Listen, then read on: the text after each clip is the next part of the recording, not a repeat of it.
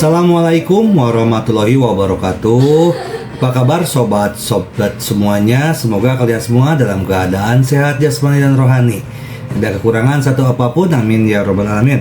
Oke, kali ini Mimin akan lanjutkan ceritanya. Tapi seperti biasa, bantu dulu tekan tombol like-nya terlebih dahulu dan berkomentar juga ya Tuan dan Anak. Terima kasih sesudah dan sebelumnya. Oke, kita lanjutkan saja ceritanya. Akupuntur 5 elemen yin yang, bab 501-505. Lin Mingliang mendengus dingin dan berkata, "Niu Changzi, Niu Baoneng, jika saya mendengar berita seperti itu lagi di masa depan, rumah sakit Anda harus mengalami perombakan besar." Keduanya setuju, mengangguk setuju. "Cepat, jangan buang waktu semua orang," Lin Mingliang melanjutkan. Beraninya dua orang mengabaikan, mereka segera memindahkan Ye Chong ke rumah sakit lain. Segera, Zhao Xi dipindahkan ke rumah sakit ketiga Provinsi Mingnan. Dan karena Lin Mingliang menyapa sebelumnya, rumah sakit ketiga sangat mementingkan hal itu, dan bahkan Direktur Qin Gui keluar untuk menyambutnya. Setelah itu, Qin Gui mengatur agar Zhao Xi pergi ke unit perawatan intensif paling canggih. Setelah penyelesaian diselesaikan, Qin Gui berkata kepada Ye Chong dan Zhao Xiaobai, "Tuan Ye, kan, Sekretaris Lin sudah menjelaskannya. Jangan khawatir, saya akan mengatur dokter terbaik di rumah sakit kami untuk merawat Tuan Zhao." Ye Chong melambaikan tangannya dan berkata, "Tidak, saya akan melakukannya sendiri." Qin Gui tercengang, "Tuan Ye, apakah Anda juga seorang dokter?" Dia menulis resep lain dan menyerahkannya kepada dekan untuk menyiapkannya. Meskipun dekan bingung, dan tidak mungkin rumah sakit biasa mengizinkan dokter luar untuk mengobati penyakitnya, bagaimana jika terjadi kesalahan? Namun, bagaimanapun, Ye Chong ini milik Lin Mingliang, jadi dekan tidak berani mengabaikannya. Dia tidak punya pilihan selain pergi ke kepala perawat untuk mempersiapkan secepat mungkin sesuai keinginan Ye Chong. Zhao Xiaobai bertanya dengan penuh semangat, "Tuan Ye, apakah penyakit ayah saya benar-benar dapat disembuhkan?" Ye Chong mengangguk. "Sekarang jantung ayahmu berdetak sangat lambat. Ini disebabkan oleh penurunan fungsi tubuh. Pembedahan hanya dapat memperburuk kondisi, sehingga situasi saat ini tidak cocok untuk operasi. Cara terbaik adalah dengan mengaktifkan akupuntur di tubuhnya. Itu darah mengalir, dan kemudian ditambah dengan obat tradisional Tiongkok untuk memperbaiki kerusakan tubuh, sehingga tubuhnya dapat pulih selangkah demi selangkah." Meskipun Zhao Xiaobai tidak begitu mengerti kata-kata Ye Chong, dia berpikir sendiri. Karena dia telah memilih untuk percaya pada Ye Chong, dia harus percaya sampai akhir. Segera, Qin Gui menemukan jarum perak untuk akupuntur dan mengirim seseorang ke apotek untuk merebus obat. Ye Chong mengambil jarum perak, membuka kotaknya, dan mengeluarkan beberapa jarum perak dari dalam. Kemudian, dia mendatangi Zhao Xi, tanpa melihatnya, dan langsung mengikat tubuh Zhao Xi. Yang ditusuknya adalah titik akupuntur yang lebih penting pada tubuh manusia. Orang biasa tidak berani menusuk seperti ini, jika tidak hati-hati akan mudah menimbulkan bahaya. Semua orang memandang Ye Chong dengan tenang. Zhao Xiaobai tampak sedikit gugup, dan tangannya memutih. Dekan Qin Gui menatap Ye Chong dengan keras kepala. Dia sangat terkejut, karena teknik Ye Chong sangat terampil, dan teknik terampil semacam ini sepertinya tidak sepadan dengan usia Ye Chong. Umumnya, hanya para dokter Tiongkok kuno yang sudah terkenal sejak lama yang dapat memiliki teknik akupuntur seperti itu. Memikirkan hal ini, Qin Gui tidak bisa tidak mengagumi Ye Chong. Sepertinya anak ini tidak sesederhana itu. Beberapa menit kemudian, lebih dari selusin jarum perak telah ditusukkan ke tubuh Zhao Xi. Semuanya berada di titik akupuntur yang penting. Setelah itu, Ye Chong mengaduk nafas naga secara diam-diam, memadatkan nafas di jarinya. Segera setelah itu, dia dengan ringan mengetuk ujung jarum perak. Dengan suara, "Ham", jarum perak itu bergetar beberapa saat. Segera setelah itu, jarum perak lainnya juga berguncang, dan seluruh ruangan mengeluarkan suara berdengung. Tidak sampai 3 menit kemudian, suara itu berangsur-angsur berhenti. Getaran jarum perak merangsang aliran darah di tubuh Zhao Xi. Elektrokardiogram yang dipantau oleh instrumen tanda vital berubah lagi. Kurva mulai bergelombang, dan wajah Zhao Xi menjadi lebih cerah. Din Qingguier menjadi semakin terkejut ketika dia melihatnya. Dia merasa teknik Ye Chong terlalu familiar. Bukankah ini metode akupuntur yang digunakan oleh leluhurnya saat itu? Namun, baik gurunya maupun dia tidak mempelajari teknik akupuntur ini. Dengan kata lain, setelah kematian Patriark Qin Gui, metode akupuntur ini hilang. Ini selalu menjadi penyakit jantung besar Qin Gui. Dia hampir bermimpi tentang nama metode akupuntur ini, akupuntur yin yang dan 5 elemen. Qin Gui mengatakan kata-kata ini. Ye Chong tidak bisa membantu tetapi melirik Qin Gui, dan berkata, tanpa diduga, pengetahuan Din Qin cukup luas. Saya sangat mengaguminya. Saat itu, dia dan gurunya telah menghabiskan 10 tahun dan menghabiskan usaha mereka, tetapi masih gagal mempelajari yin yang dan akupuntur 5 elemen, yang kemudian menyebabkan hilangnya akupuntur yin yang dan 5 elemen, yang hampir hilang, penyesalan seumur hidup. Namun, hari ini dia melihat bahwa Ye Chong menggunakan akupuntur semacam ini. Setidaknya Qin Gui dapat yakin bahwa metode akupuntur yin yang dan 5 elemen belum hilang. Memikirkan hal ini, Qin Gui memandang Ye Chong dengan penuh semangat, tidak dapat berbicara sejenak. Ye Chong tidak tahu apa yang dipikirkan Qin Gui, atau mengapa Qin Gui begitu bersemangat. Dia menyembuhkan ayah Zhao Xiaobai, bukan ayah Qin Gui. Mengapa Qin Gui begitu bersemangat? Ye Chong sangat penasaran. Pada saat ini, Qin Gui tiba-tiba bertanya, Tuan Ye, sayang sekali jika Anda tidak menggunakan pot untuk membantu dunia dengan keterampilan medis Anda yang luar biasa. Saya tidak tahu apakah Anda ingin tinggal, tetapi saya bisa menyerahkan posisi wakil presiden kepada Anda.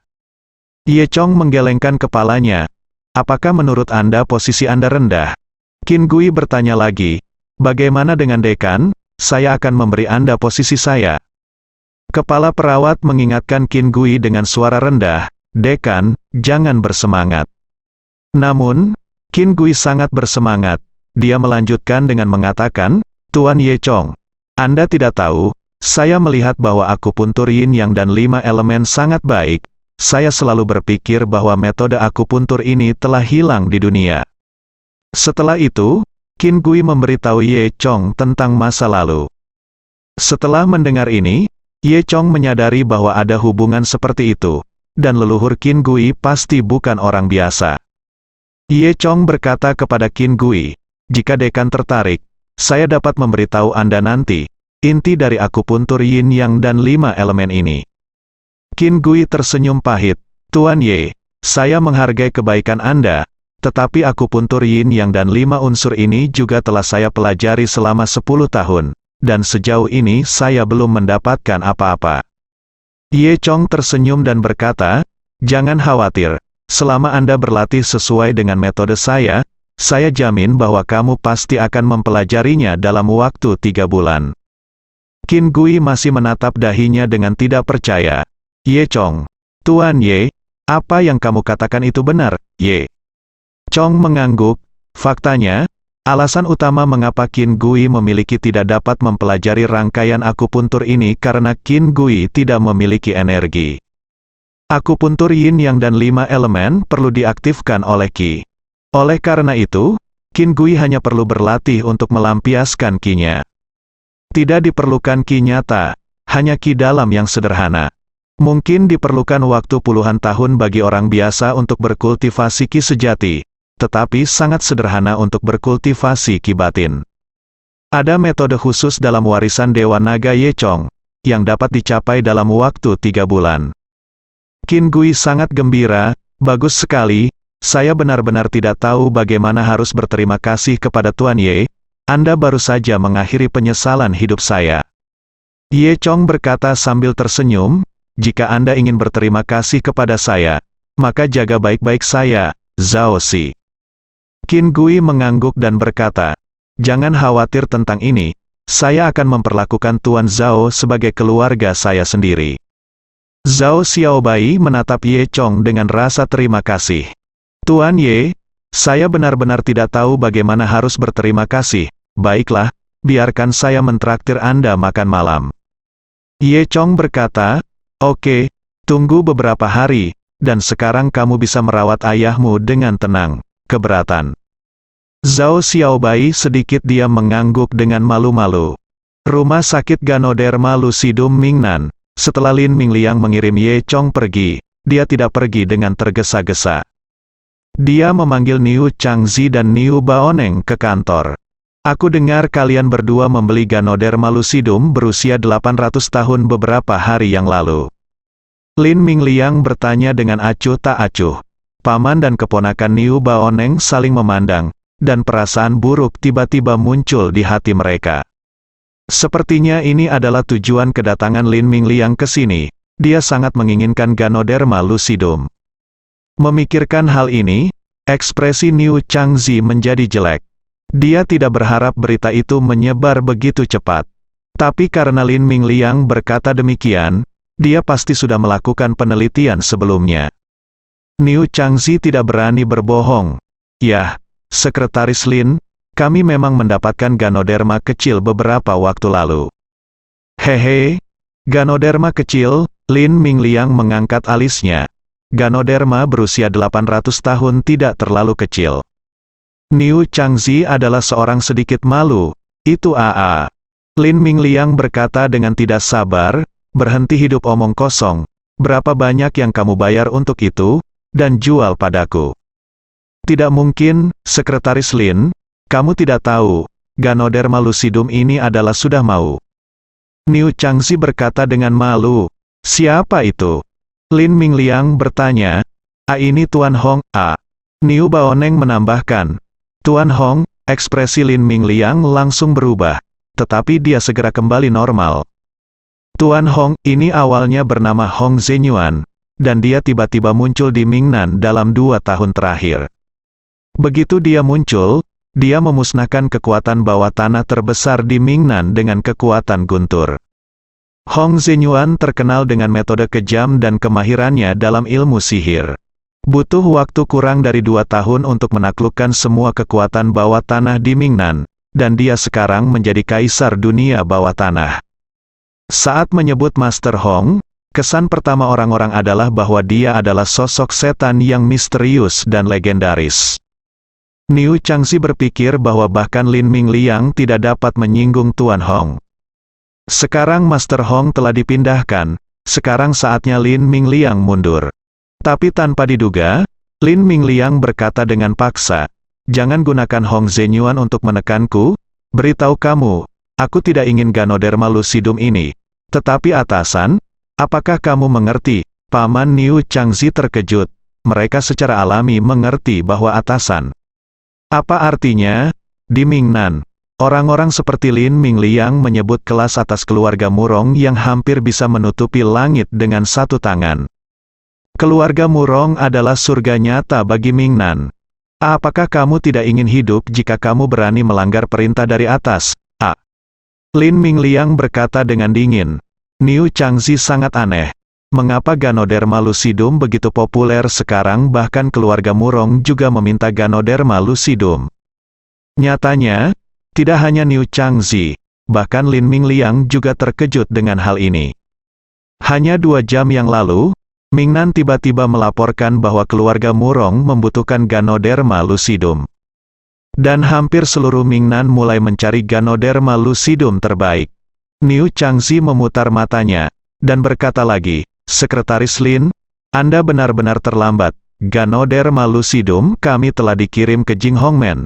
Mungkin sudah ada di tangan Tuan Hong sekarang. Sebelum dia selesai berbicara, pukulan, snap, Lin Ayang.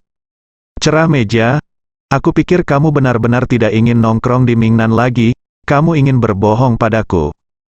Kaki Niu Changzi dan Niu Baoneng sangat ketakutan hingga kaki mereka lemas, dan mereka langsung berkata, jangan berani, Sebenarnya, Lin Mingliang sudah menyelidiki dengan jelas, dan Ganoderma Lucidum sekarang ada di rumah sakit ini.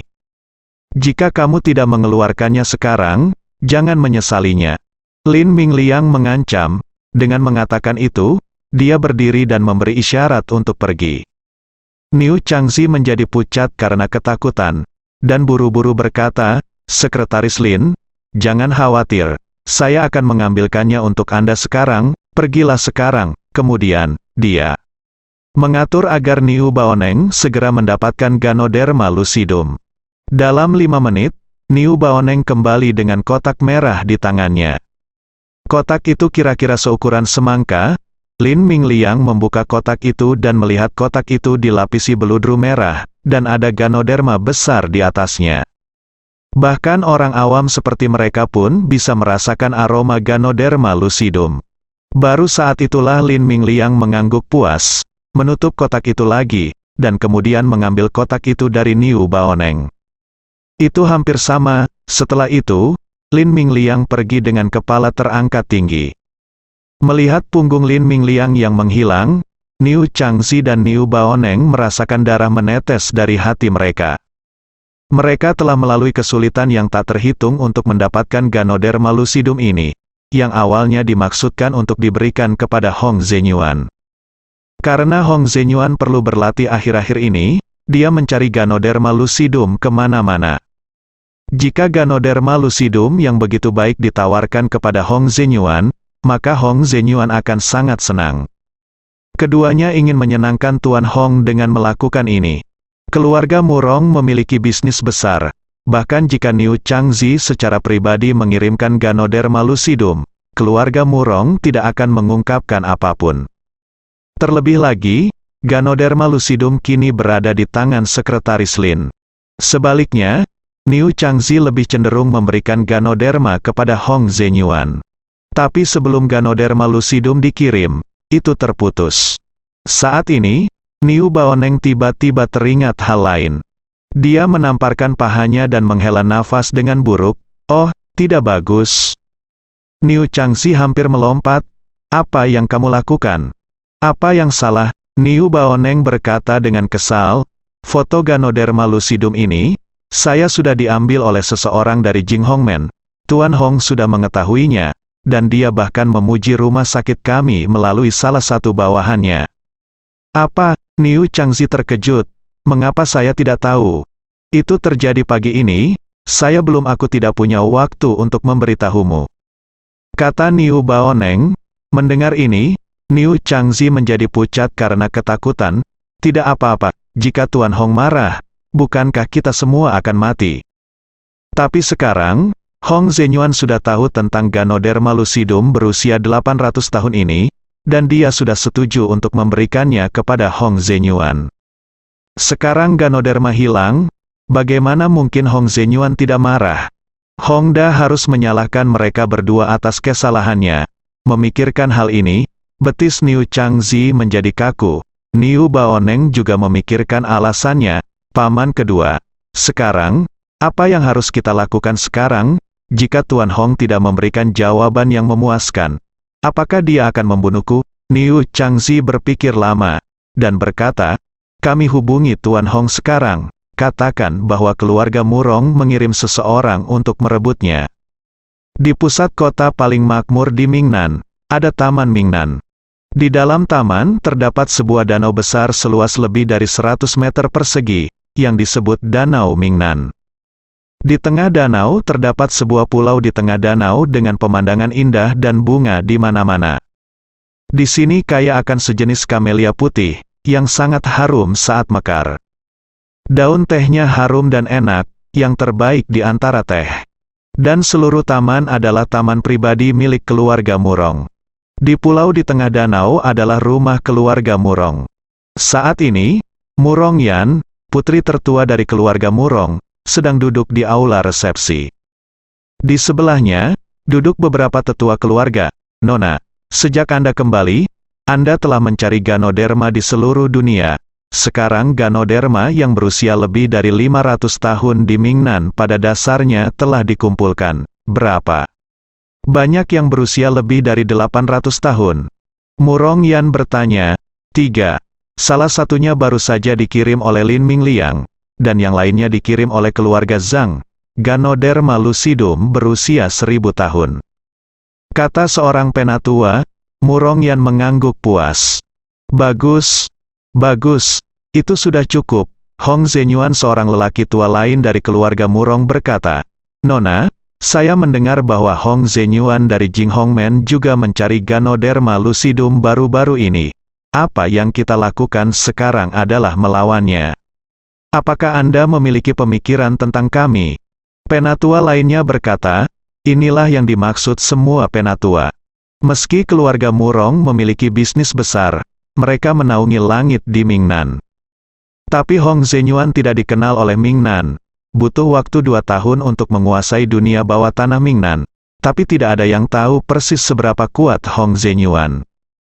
Bahkan keluarga Murong baru mengetahui bahwa Hong Zenyuan berasal dari Siwan Dasan, dan identitasnya sangat misterius.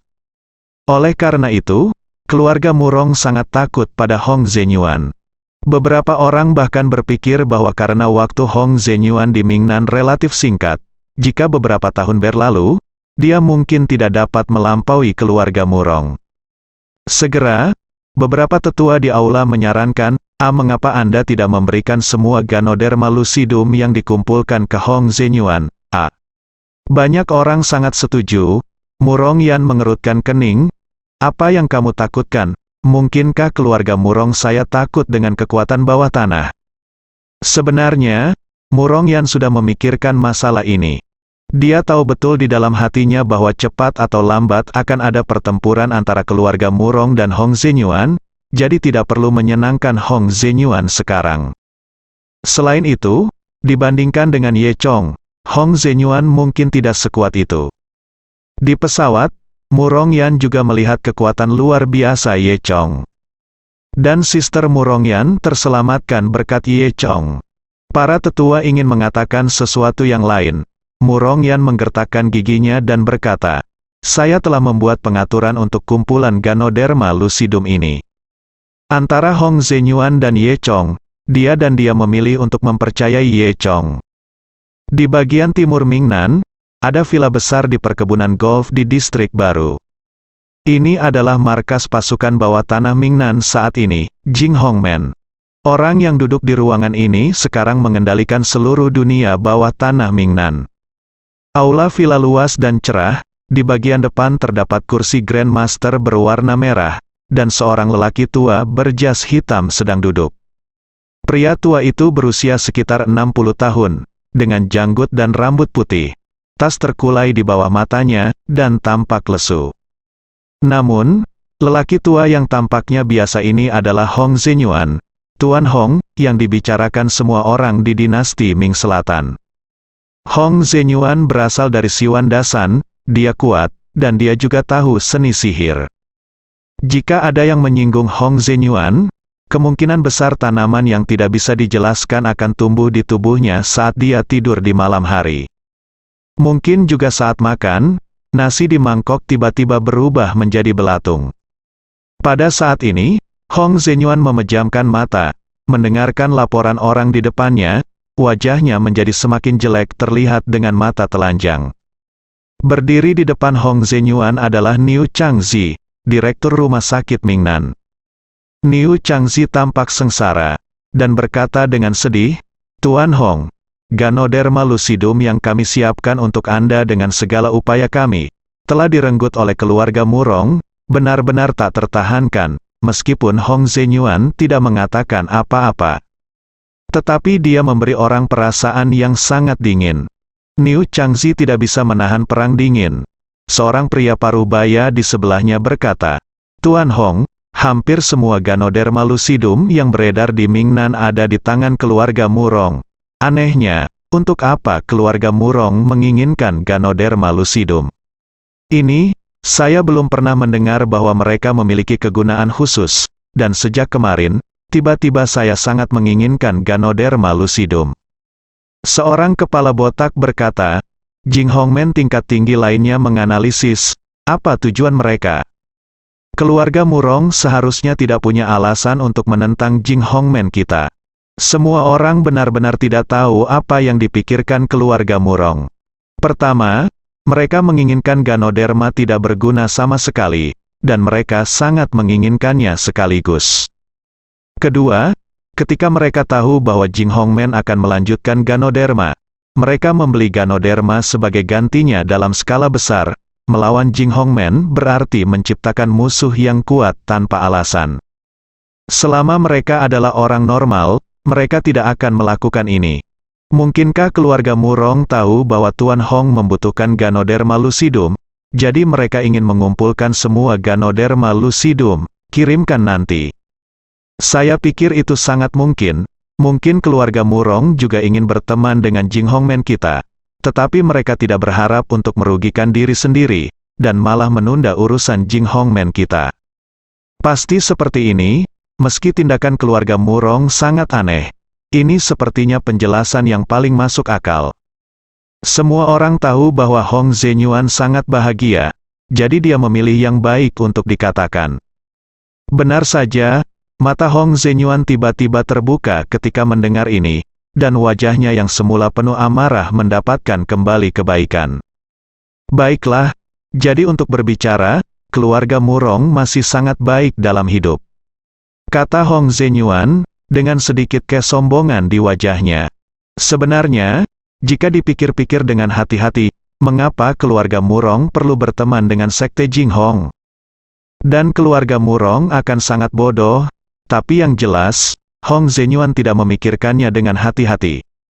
Hehe, sekarang bahkan keluarga Murong memuja kita dan ingin menjilat Jing Hongmen kita. Mulai sekarang, seluruh Mingnan akan menjadi dunia Jing Hongmen kita. Itu benar, hidup Tuan Hong tidak terkalahkan, Tuan Hong akan memerintah Ming Selatan selamanya. Seseorang memimpin dengan berteriak, dan semua orang di ruangan itu mulai bergema dengan bersemangat. Tingkat semangatnya hampir sama dengan memasuki skema piramida kotor. Tapi Hong Zhenyuan sangat senang saat mendengar suara seperti itu. Ye Chong menyembuhkan ayah Zhao Xiaobai dan menyerahkan resepnya ke rumah sakit. Selama rumah sakit memberikan obat kepada ayah Zhao Xiaobai, Zhao Xi tepat waktu, kondisi Zhao Xi akan pulih.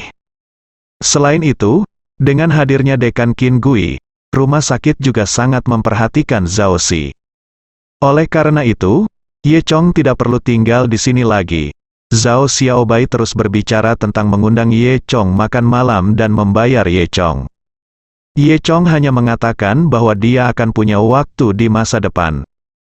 Tujuan kedatangannya ke Mingnan, di satu sisi, untuk menemui Dr. Zhao Xi, dan di sisi lain, untuk menemukan petunjuk tentang totem berbentuk ular, yaitu bulu phoenix. Zhao Xi sudah tenang, jadi Ye Chong memutuskan untuk berdiskusi dengan Gao Jianyun untuk melihat apakah dia punya petunjuk lebih lanjut. Pagi-pagi sekali, Ye Chong menelepon Gao Jianyun. Saat ini, Gao Jianyun berada di tambang Yumai milik keluarga Gao. Hal terpenting tentang keluarga Gao adalah dua urat batu giok ini. Kedua urat batu giok ini mendukung semua bisnis batu giok keluarga Gao. Meskipun keluarga Gao terkadang membeli batu kasar dari perbatasan Myanmar dan tempat lain, jumlahnya hanya sedikit. Sebagian besar biji berasal dari urat batu giok di sini di Mingnan.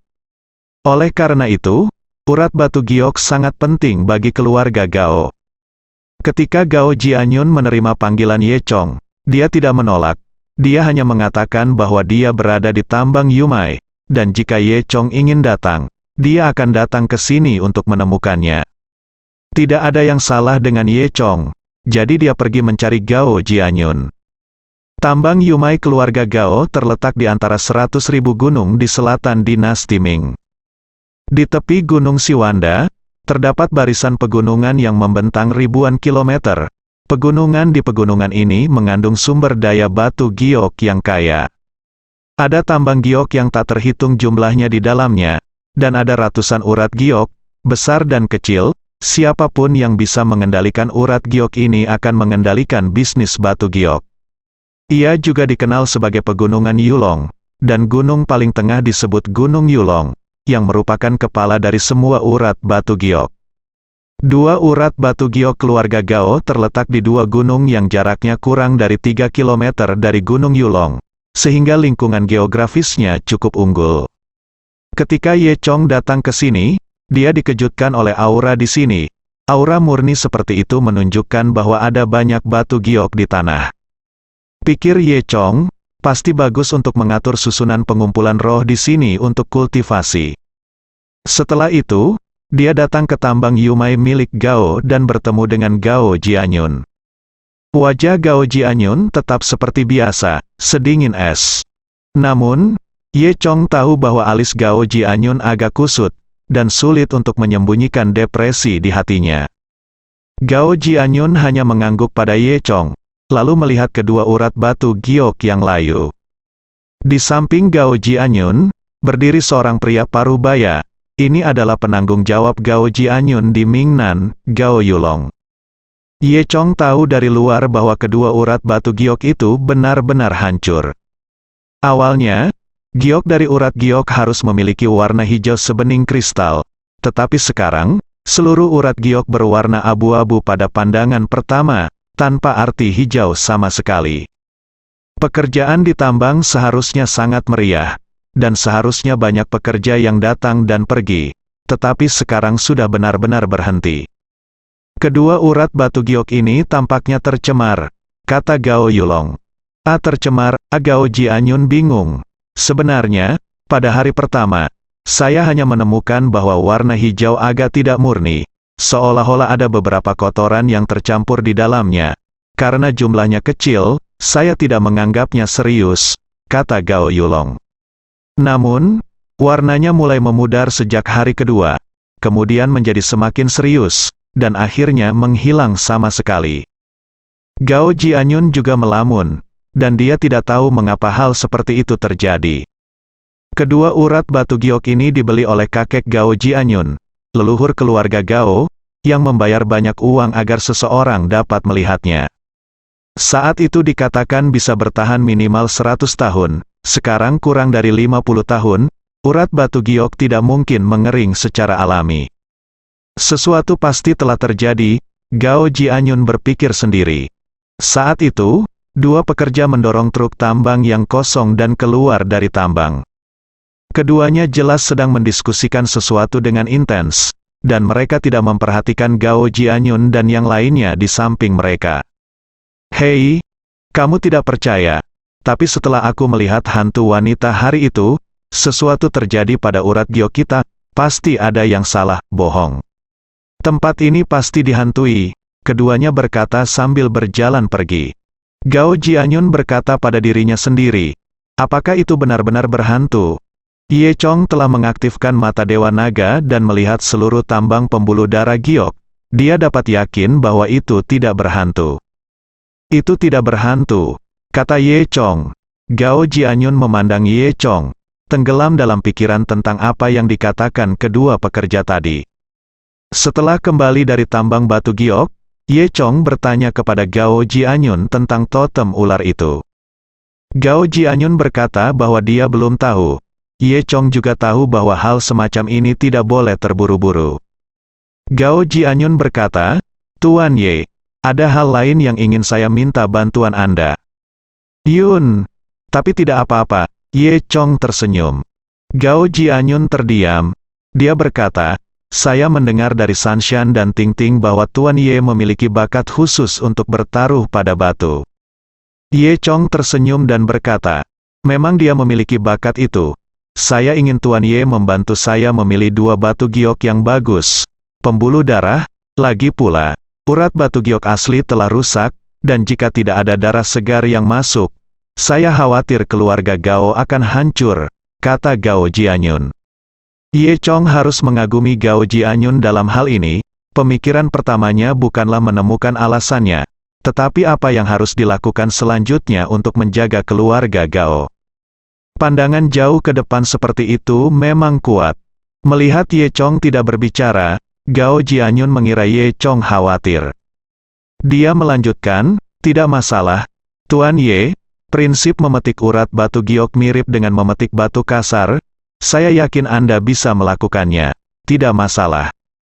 Karena Yun bertanya, saya akan melakukannya, Ye kata Chong sambil tersenyum. Gao Jianyun berkata dengan tampilan seperti bisnis, tidak perlu dikatakan, saya sangat sopan.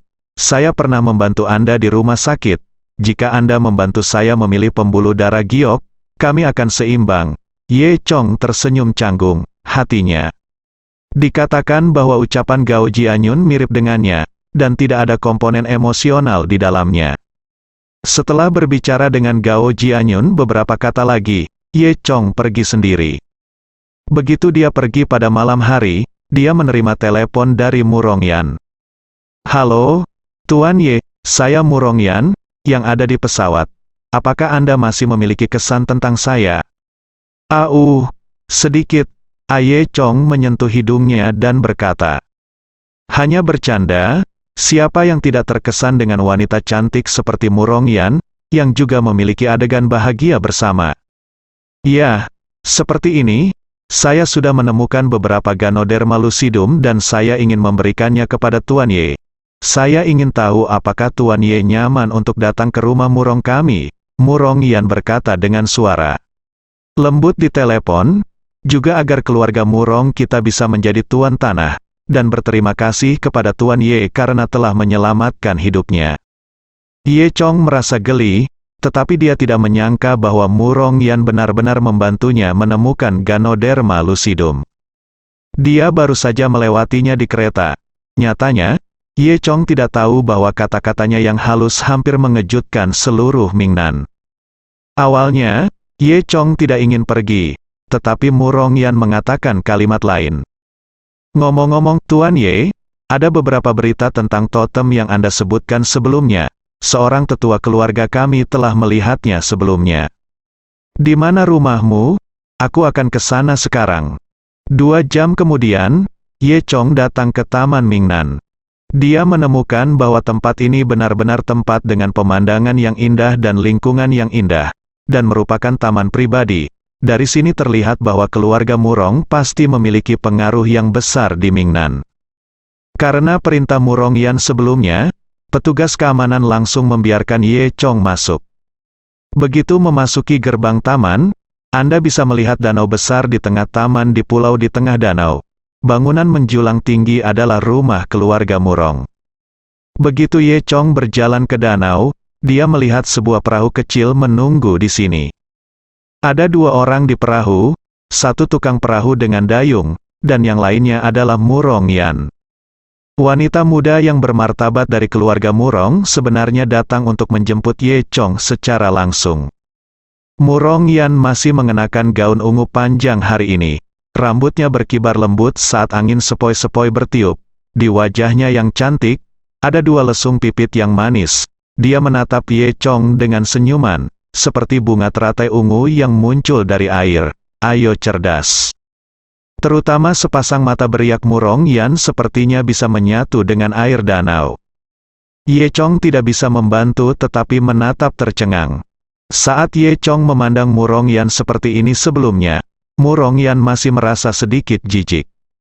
Tapi sekarang Ye Chong menatapnya seperti ini, Mu Rongyan diam-diam bahagia. Dia bertanya pada Ye Chong dengan hati-hati, "Apakah ini tampan?" Ye Chong menggaruk kepalanya sambil tersenyum dan berkata, "Tampan, sangat tampan." Mu Rongyan mendengus dan berkata, "Tuan gadis kecil yang tak terhitung jumlahnya telah ditipu olehmu." Ye Chong terkekeh, "Tentu saja tidak. Aku sangat jujur, aku tidak akan memberitahunya hal-hal ini kepada orang biasa." Mu Rongyan menutup mulutnya dan tersenyum. Setelah itu, keduanya menaiki perahu. Perahu perlahan mendayung menuju tengah danau. Sepanjang jalan, Mu Rongyan dengan antusias memperkenalkan pemandangan sekitarnya kepada Ye Chong. Setelah sekitar 5 menit, keduanya tiba di pulau kecil di tengah danau. Ye Chong menemukan bahwa penjaga di pulau itu sangat ketat. Jika dia tidak mengikuti Mu Rongyan, dia mungkin akan dikelilingi oleh penjaga. Banyak penjaga sangat terkejut. Mereka tidak tahu identitas Ye Chong, tetapi mereka meminta wanita tertua dari keluarga Murong untuk menyambutnya secara langsung. Setelah itu, Mu Rongyan membawa Ye Chong ke villa terbesar di Manor. Di ruang tamu villa, pasangan parubaya sedang duduk, dan Mu Rongki ada di sampingnya, menunggang kuda kayu kecil, bergoyang gembira. Ketika dia melihat Ye Chong, sikapnya meningkat pesat. "Yo, ini kamu, kenapa kamu di sini?" tanya Kiki. Ye Chong tersenyum dan berkata, "Kenapa? kamu tidak menyambutku. Aku menyelamatkan hidupmu. Murongki menjulurkan lidahnya. Cih, jadi bagaimana jika kamu menyelamatkan hidupku?